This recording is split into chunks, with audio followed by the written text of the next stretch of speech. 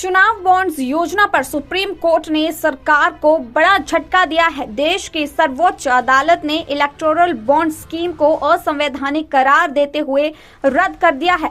इतना ही नहीं, supreme court ने पिछले 5 सालों के चंदे का हिसाब किताब भी मांग लिया है। अब निर्वाचन को बताना होगा कि पिछले 5 साल में किस पार्टी को किसने कितना चंदा दिया। सुप्रीम कोर्ट ने कहा है कि वह स्टेट बैंक ऑफ इंडिया से पूरी जानकारी जुटाकर इसे अपनी वेबसाइट पर साझा करे।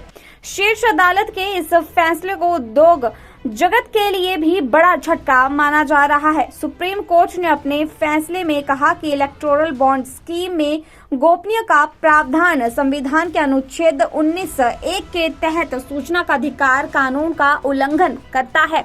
अब शीर्ष अदालत के फैसले के बाद पब्लिक को भी पता होगा कि किसने किस पार्टी की फंडिंग की है। 4 लोगों ने सुप्रीम कोर्ट में याचिका देकर चुनावी बॉन्ड स्कीम की वैधता को चुनौती दी थी। इन्हीं याचिकाओं पर सुनवाई करते हुए सुप्रीम कोर्ट ने ऐसा फैसला दिया है जिसका दूरगामी असर अब हो सकता है, खासकर लोकसभा चुनावों के मद्देनजर। सुप्रीम कोर्ट ने आशंका जताई कि राजनीतिक दलों की फंडिंग करने वालों की पहचान गुप्त रहेगी तो इससे रिश्वतखोरी का मामला बन सकता है।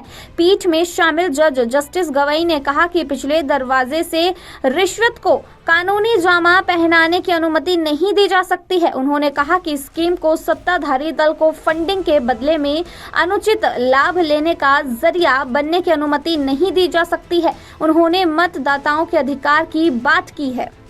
चुनाव बॉन्ड्स योजना पर सुप्रीम कोर्ट ने सरकार को बड़ा झटका दिया है। देश की सर्वोच्च अदालत ने इलेक्टोरल बॉन्ड स्कीम को असंवैधानिक करार देते हुए रद्द कर दिया है। इतना ही नहीं, सुप्रीम कोर्ट ने पिछले 5 सालों के चंदे का हिसाब किताब भी मांग लिया है। अब निर्वाचन को बताना होगा कि पिछले 5 साल में किस पार्टी को किसने कितना चंदा दिया। सुप्रीम कोर्ट ने कहा है कि वह स्टेट बैंक ऑफ इंडिया से पूरी जानकारी जुटाकर इसे अपनी वेबसाइट पर साझा करे।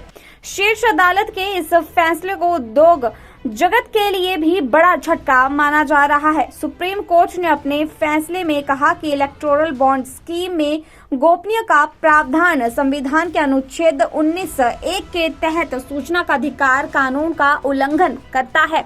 अब शीर्ष अदालत के फैसले के बाद पब्लिक को भी पता होगा कि किसने किस पार्टी की फंडिंग की है।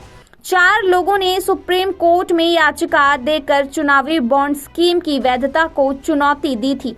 इन्हीं याचिकाओं पर सुनवाई करते हुए सुप्रीम कोर्ट ने ऐसा फैसला दिया है जिसका दूरगामी असर अब हो सकता है, खासकर लोकसभा चुनावों के मद्देनजर।